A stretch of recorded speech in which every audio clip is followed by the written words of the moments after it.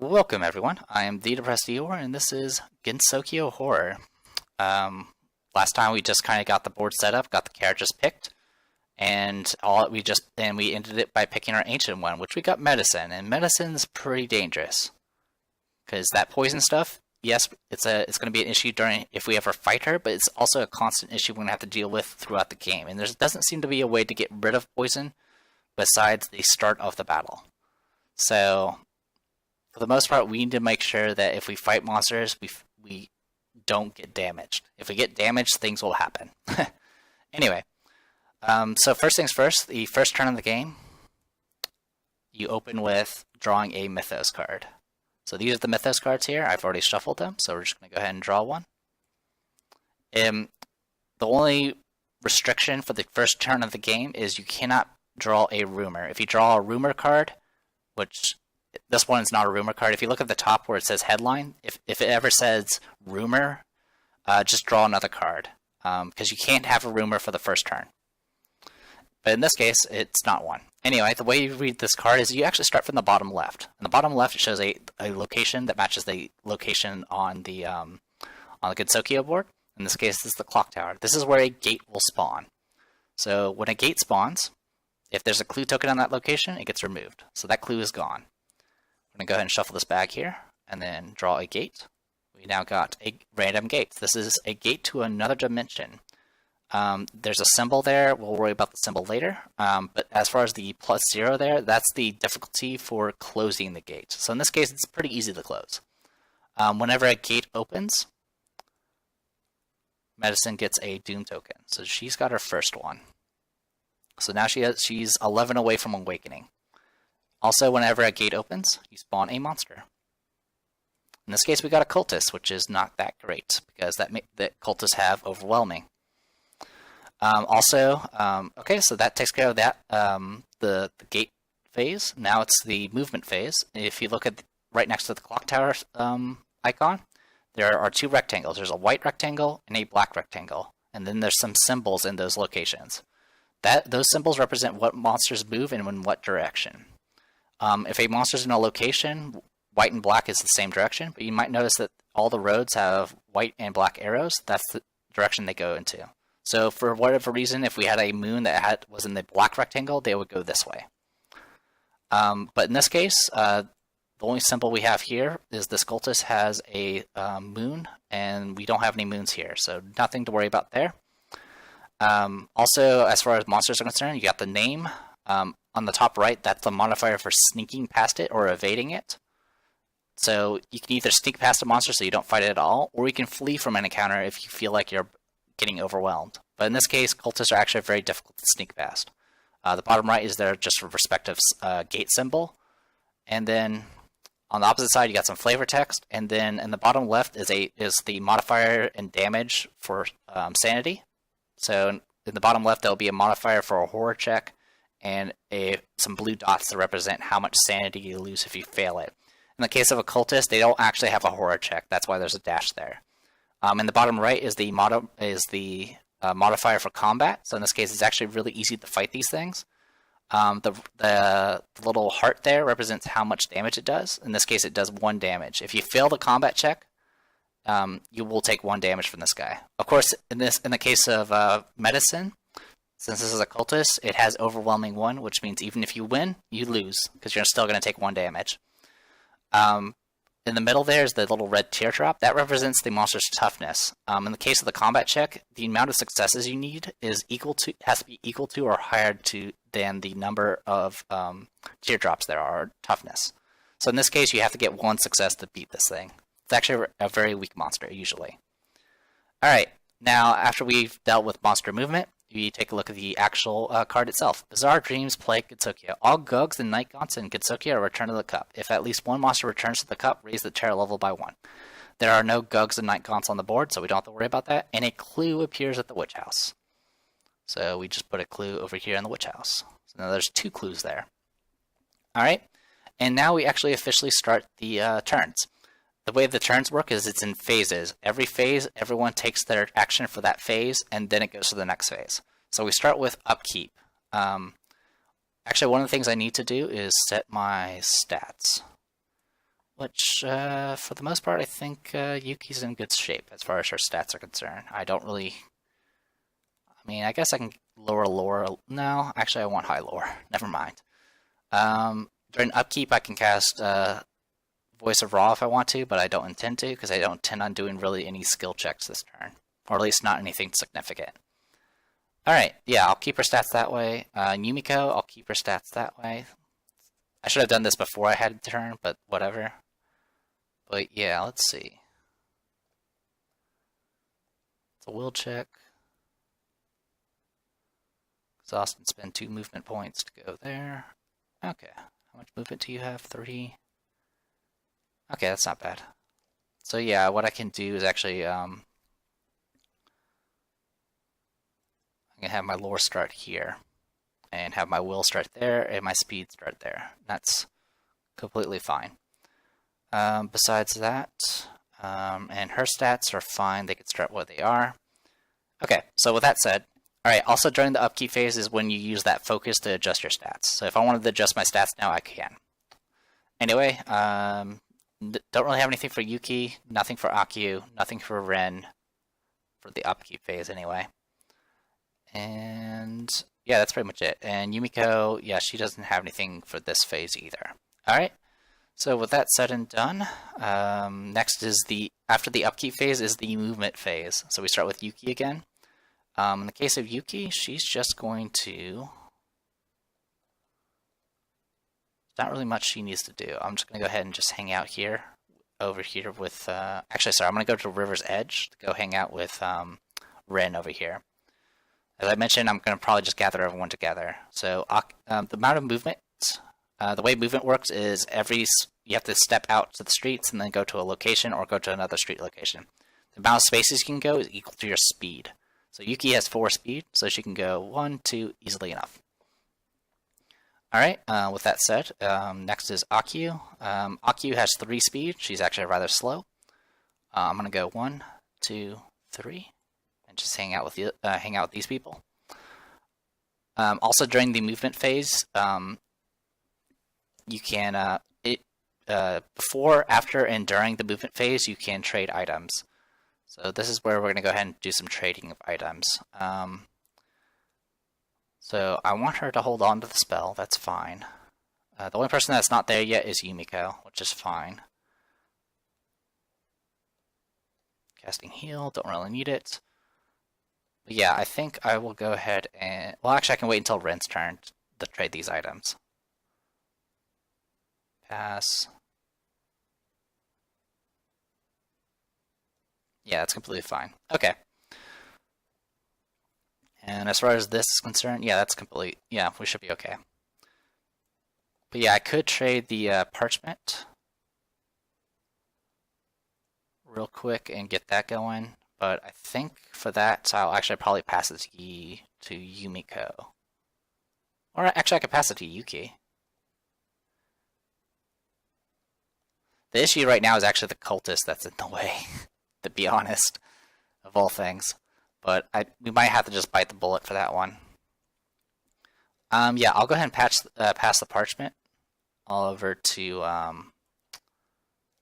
Yuki, and she can see about closing some gates and hopefully succeeding.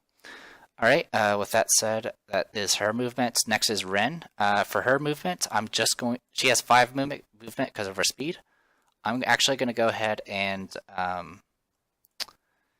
exhaust this understudy script, and go ahead and exhaust this magnifying glass so I can get plus. Well, actually, it's plus 2 lore check, so that doesn't matter. So I'm just going to go ahead and do this will check, which is -2, and that costs 2 of my movement. So the way skill checks work is you roll that number of dice, and that's pretty much it to it. So the way I'm going to roll dice in this is you can either right-click and do roll, you can shake it like so, which will shuffle it too, and then roll it like that. Or you can just hit the R key, which will do this, which will do that. So it's just kind of a random spin to it as it flies up. So that's what I'm going to be doing. I'm just going to use the R key whenever rolling and just go with that. That way it's as legit as it's going to get. All right. With that said and done, let's go ahead and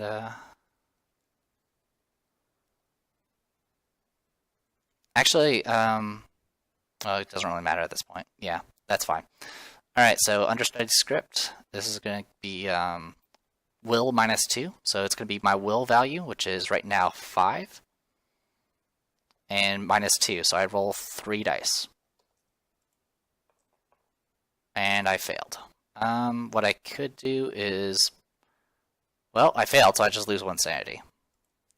That kind of sucks, because I was hoping to do a little bit better. Alright, for skills, I'm just gonna, or for movement, I'm just gonna pass these items over. I could do the check, but I would lose a sanity if I succeed, so I'm not gonna worry about it. I'll have Akio handle all that. Alright, with that said and done, alright, that's her movements. Next is Yumiko. For Yumiko, she actually doesn't really, well, she does have some trading she needs to do. What I could do is pass Wither to Yuki. That's something I should have done. Yeah, that's fine. Give her Wither so she can actually fight. And then I'm going to go ahead and move Yumiko over here. And I'm going to go ahead and trade this Glass of Mortland. Gives +2 to spell checks. I'll go ahead and pass that over to Yuki, so she has +2 to spell checks. And that's pretty much all I can really do. By the way, library use, all that does is essentially it makes it easier for every dive roll. The way successes are found, it's based off that symbol, but it's actually based off the value. Standard die rolls for successes is 5, 5, and 6. In the case of this, you get +1 to every die, so essentially it's 4 or higher. Same in Blessing and Curse kind of adjust that. Anyway, sorry that's a little awkward to explain. Anyway, that was all the movement. So next is Gensokyo encounters, which is all encounters that are in town. So going in order, we start with Yuki. I could do the River's Edge does have a special ability that I could activate, but I don't have the actual trophies to activate it. So we're just going to shuffle this deck, and we're going to draw a bunch of River's Edge encounters for all the characters here. River's Edge. So you can look, they're all divided up based off their location. River's Edge. You bump into a drunken man from the village who stares over the river. Leaning on your shoulder, he cries as he tells you how his wife and daughter were taken away by a black three-eyed creature one night. He then babbles for a while, talking about ways to fight such monsters. Make a luck -1 check. If you pass, his babbling is helpful. Gain 2 clue tokens. My luck is +1, thanks to my listen skill. So I have a luck of 1. Or sorry, a luck of 2, and I have -1, so I roll 1 die. Here's the 1 die. It's a 3, it's a fail. So nothing happens. One thing you can do to give yourself a slight better chance of succeeding is you can spend clue tokens to roll additional dice. But that does cost you clue tokens. Alright, next is Akio. Akio draws her location. There are some strange creatures near the shore with astute posture and wide staring eyes. Unknown to Gensokyo. If you try to investigate what they are doing, make a sneak -1 check. If you pass, find a strange item on the shore, draw 1 unique item. If you fail, lose 2 stamina and 1 sanity. Right now, my sneak is 0, and one thing you can note here is it says if you try to investigate. You can choose to do it. So in this case, I choose not to. So Akio is done. Next is Ren. Sitting by the river at night, you freeze in silent horror as something slowly rises from the water. You cannot make out what it is, but judging by them under, let's see, but I don't know what that says. Of the stars, it blots out with its bulk. Oh, sorry. But judging by the number of stars it blots out with its bulk, it is considerably bigger than a whale. After an eternity, it slowly sinks beneath the water once more. Lose 1 sanity. So she is now down to 3 sanity already. That's great. And finally, Yumiko. A boat carrying the Walking Dead docks at the shore. With them is a forgotten box with strange items within it. Make a luck -1 check. If you succeed, draw 1 common item. If its value is 2 or less, draw an additional common item. I should have started with luck. In fact, I should have. But I kind of screwed that up already. What I could do is actually spend a clue token and see if I succeed. So, you know what? I'll burn a clue token and see what happens. Nope. And I'll spin one more and roll one more die and see what happens. Nope. Would I have succeeded if I rolled that die? Nope. So it wouldn't have mattered. So yeah, I failed the check. Nothing happened. I should have started with luck and not lore. I don't know why I didn't. I mean, I guess it's because of the library use. I don't know. In any case, I just wasted some clue tokens. Anyway, the next phase after this is actually the otherworld encounters, which is what you would do if people are out here, but there are no one out there. So that ends that phase, and now the final phase is the Mythos phase, which is drawn by the first player, which is Yuki. So we draw a encounter, and we got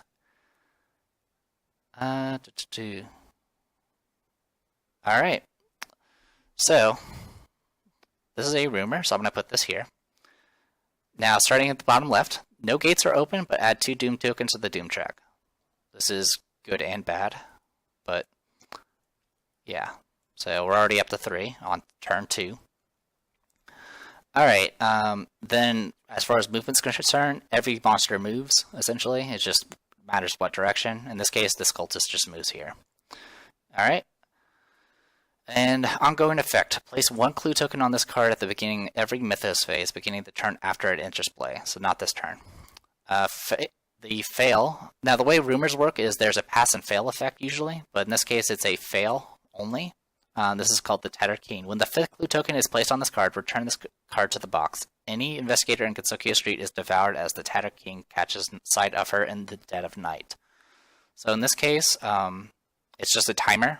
And when that timer runs out, if anyone's in the streets, they're screwed.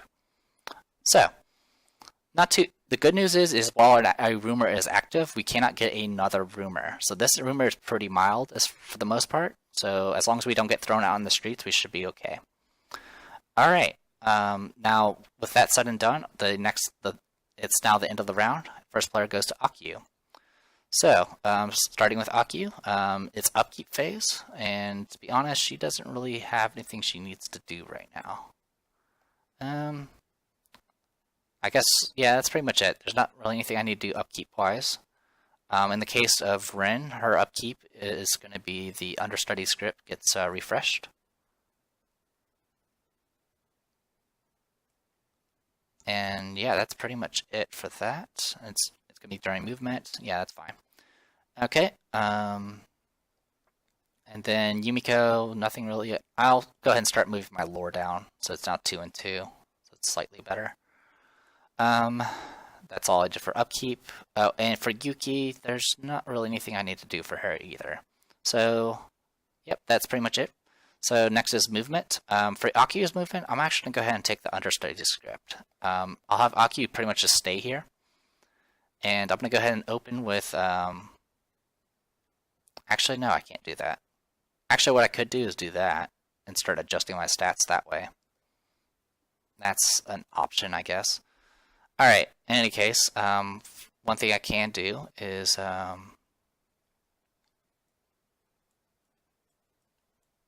I'm going to go ahead and spend 1 movement point to go ahead and do True Magic, which is a lore check. And I'm going to go ahead and exhaust my magnifying glass to get +2 to lore checks. So this is -1 to lore. I have 6 lore, +2 for magnifying glass, so 7 dice. So I roll 7 dice. And that one. 7 dice.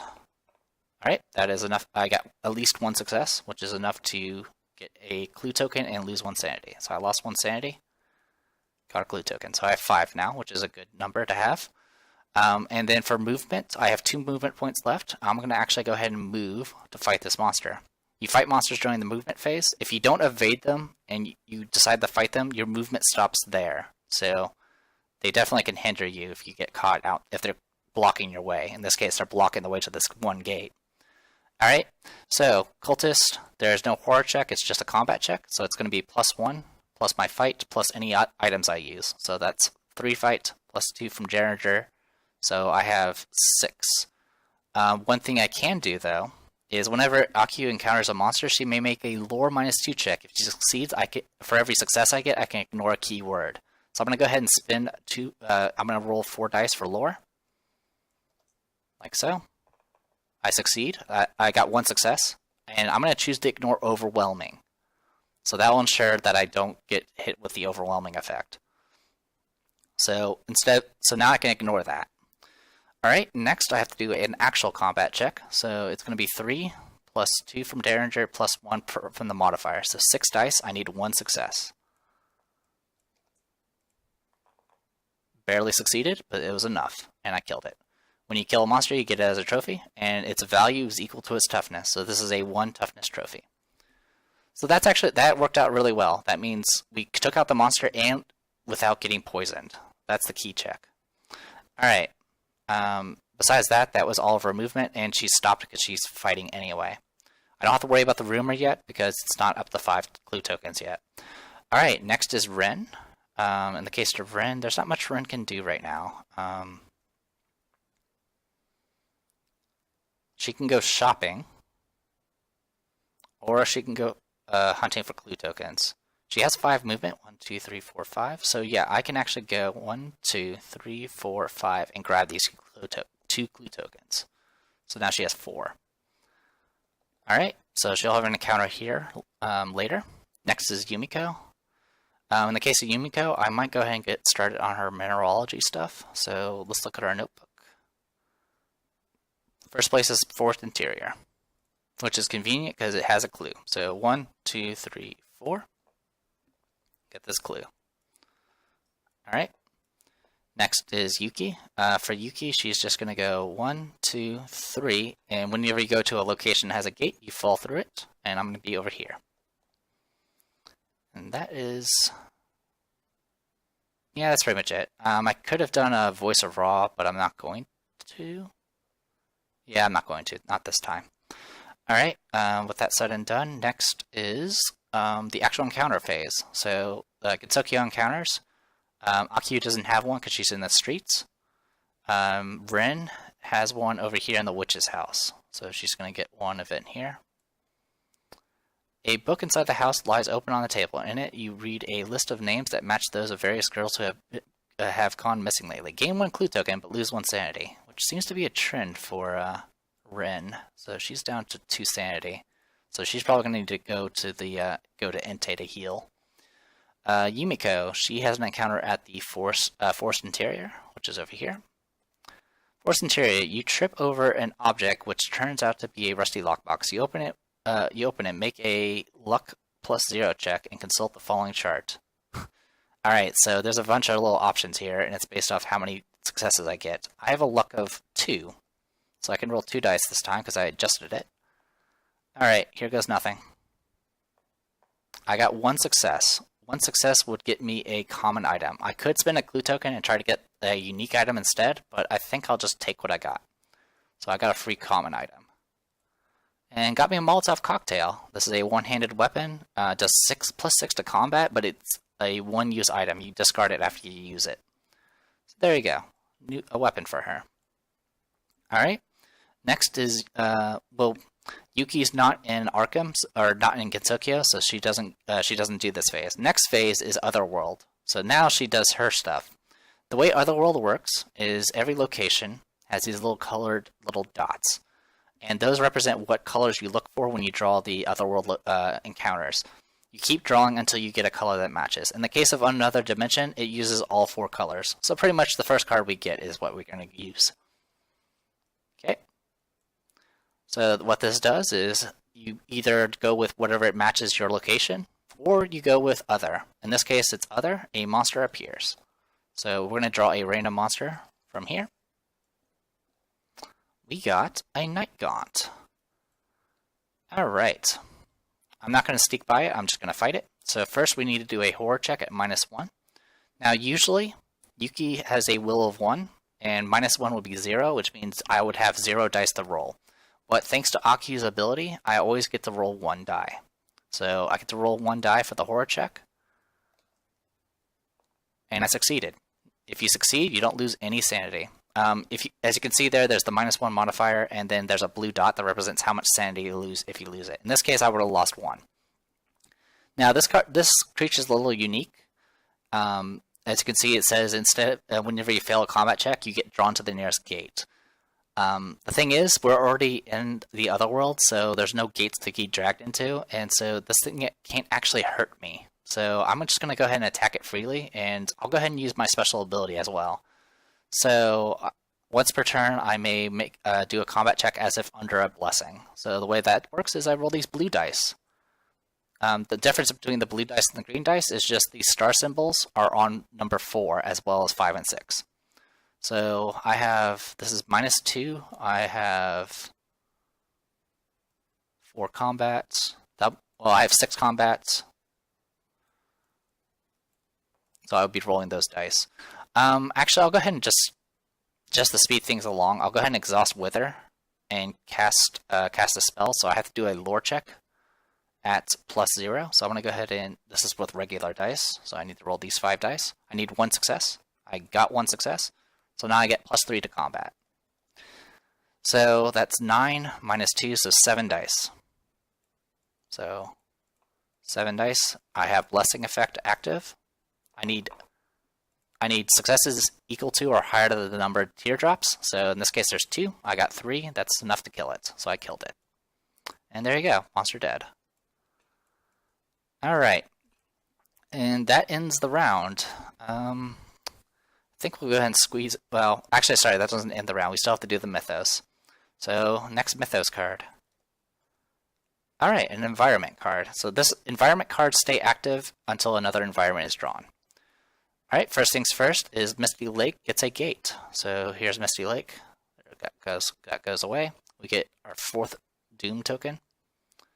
We get our 2nd gate.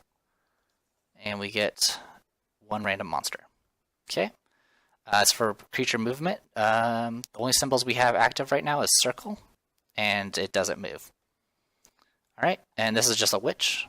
Fancy, fancy. Anyway, a sandstorm. Environment urban. Against all reason, a sandstorm comes up out of nowhere and strikes Gensokyo, obscuring the roads and burying entire buildings. Strangely, it seems to avoid places tainted by the mythos. Investigators must spend 2 additional movement to enter any location marked with a green diamond, so stable locations. While this card is in play, instead of having a Gensokyo encounter, any investigator in a street area may pass a luck -1 check to draw 1 exhibit item. So yeah, we can start doing some stuff with exhibit items if we can get more of these awesome Parchments of the Elder Sign. That'll be awesome. Also, this is the end of the Mythos phase, so guess what? This card gets its first clue token. All right. Now the round is over, and first player will go to Ren. And I think I'll make this video go a little long so we can just do 1 more turn. Alright, so first things first, we gotta do our, we're gonna start adjusting our stats. Or doing our upkeep stuff. Nothing really I need to do for her. Oh, also I stopped in that location. Here, I'll use a different token. Copy. There we go. So we did stop at the first location for the mineralogy report, so there's our first token for that. Okay, movement-wise, she can't even get to the next location this turn, which kind of sucks.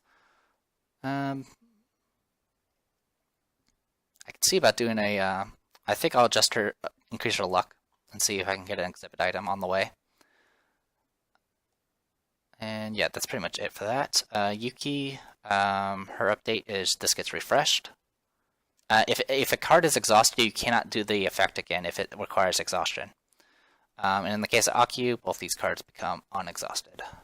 And I'm not going to, well, actually you have enough clue tokens.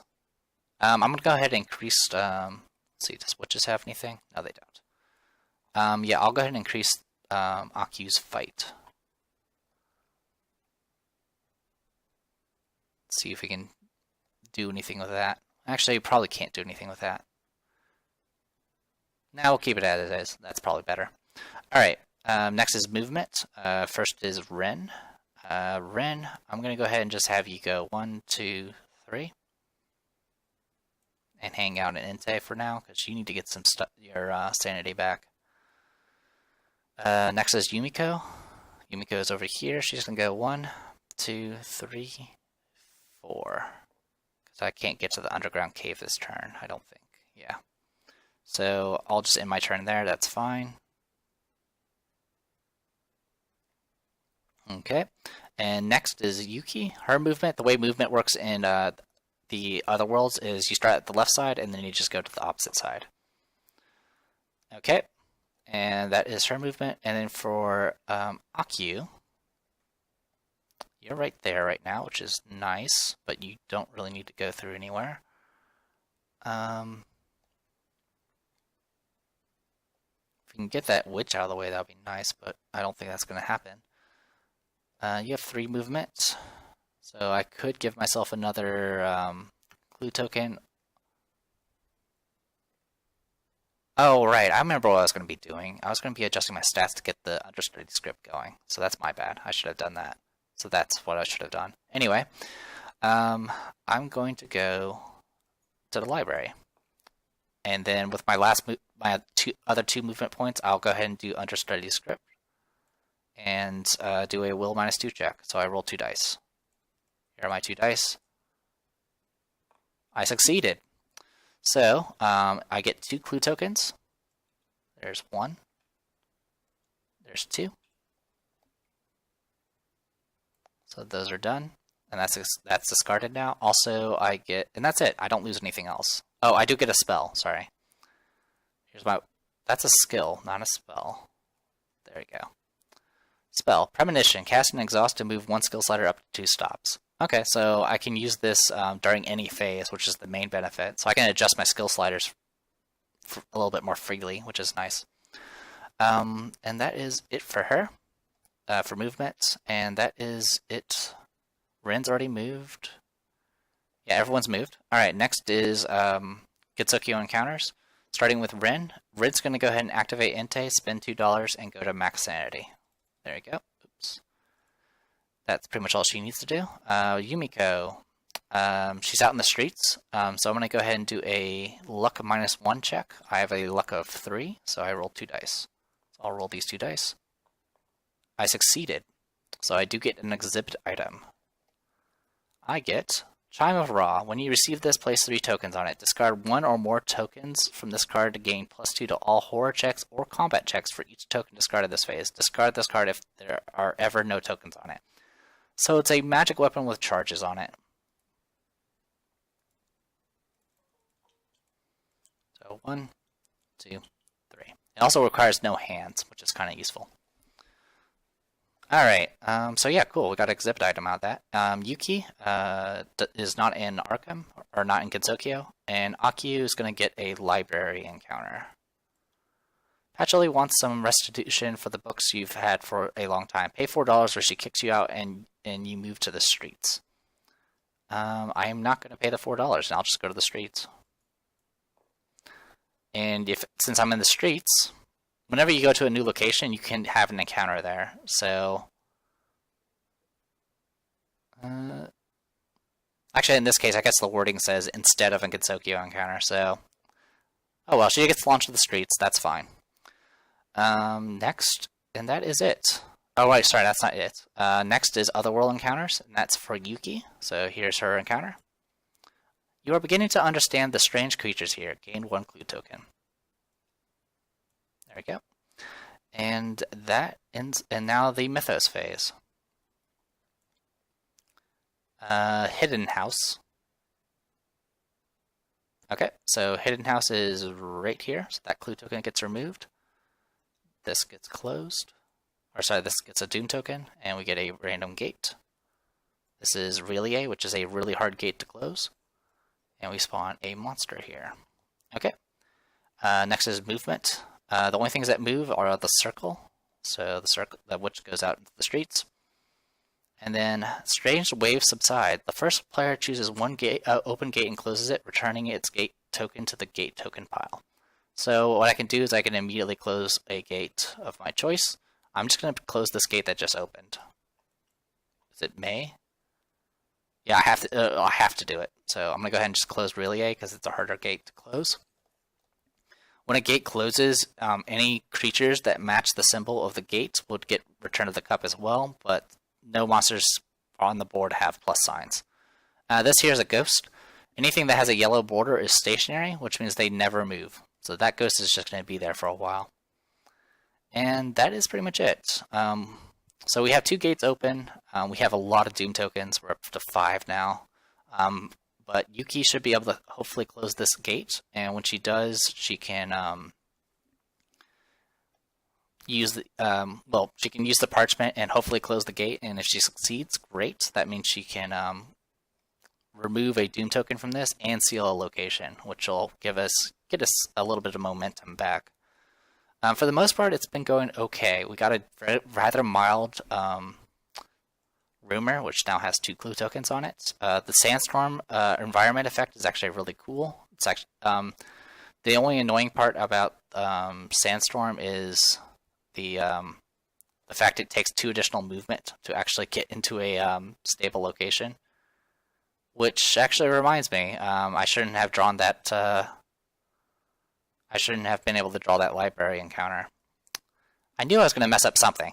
It was bound to happen. I'm just going to shuffle this. It's not a big deal because it was just a mild encounter. So the issue is, I moved. I was in this location with Akio. I spent 1 movement to use the tome that I've successfully read, and I had 2 movement left, but I couldn't do anything with that 2 move. 2 movement is not enough to do it. It's 2 additional movement is the problem. So it costs 3 movement to go from here to going from here to the library. So actually, she couldn't do it. But what she could have done instead is do a luck check.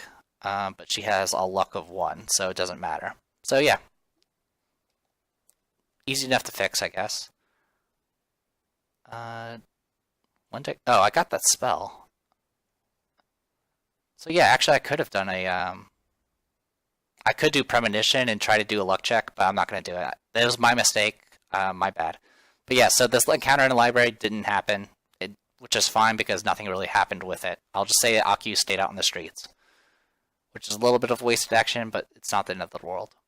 Alright, but yeah, that is the end of the round. We started with that, it's moved over. Okay, so yeah, we should... That was... Oh yeah, so we need to move this down to Yumiko. But yeah, overall, we're doing okay. We're getting a little bit of items.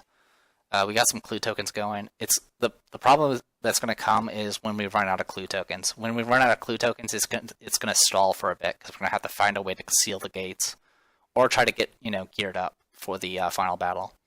But anyway, I am the Depressed Eeyore, and this was Gensokyo Horror. Sorry for the mistakes, and of course, if I ever make any mistakes with the Arkham rules, you can comment, try to be polite, and also try to include references of the rule, like a page number in the rule book or a page on the FAQ or something. Just let me know. Anyone that's familiar with Arkham Horror already knows what I'm talking about how difficult it is to kind of figure out the rules for this game because the rule book is awful. But I still enjoy the game, and I definitely enjoy a Toho version. So we'll be doing this for a bit longer. Hopefully it doesn't take too long, but hopefully you guys get some sort of enjoyment out of this either way. So I am the Depressed Eeyore, Gensokyo Horror. See you guys later.